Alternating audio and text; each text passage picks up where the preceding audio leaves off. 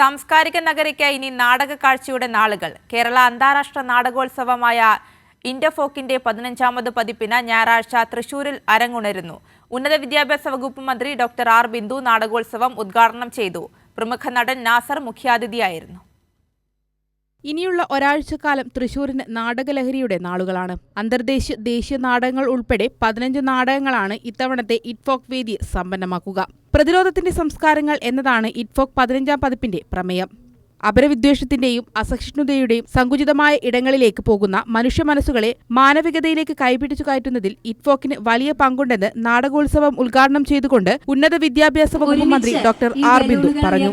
മനുഷ്യാസ്തിത്വത്തിന്റെ വിവിധ തലങ്ങളെ ഏറ്റവും മനോഹരമായി ആവിഷ്കരിക്കുന്ന അവിസ്മരണീയമായ നാടകാനുഭവങ്ങളാണ് കഴിഞ്ഞ വർഷങ്ങളിൽ അന്തർദേശീയ നാടകോത്സവം കേരളത്തിലെ മാത്രമല്ല ഇന്ത്യയിൽ അങ്ങോളം ഇങ്ങോളമുള്ള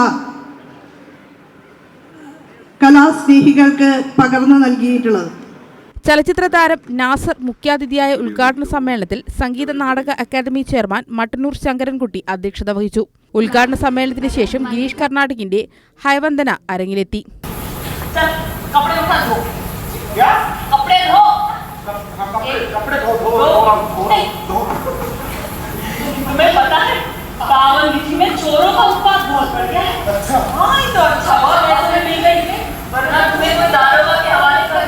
എട്ടു ദിവസം നീണ്ടു നിൽക്കുന്ന ഇറ്റ്ഫോക്ക് 15ാം പതിപ്പിൽ 10 ഇന്ത്യൻ നാടകങ്ങളും 5 വിദേശ നാടകങ്ങളുമാണ് അവതരിപ്പിക്കുക.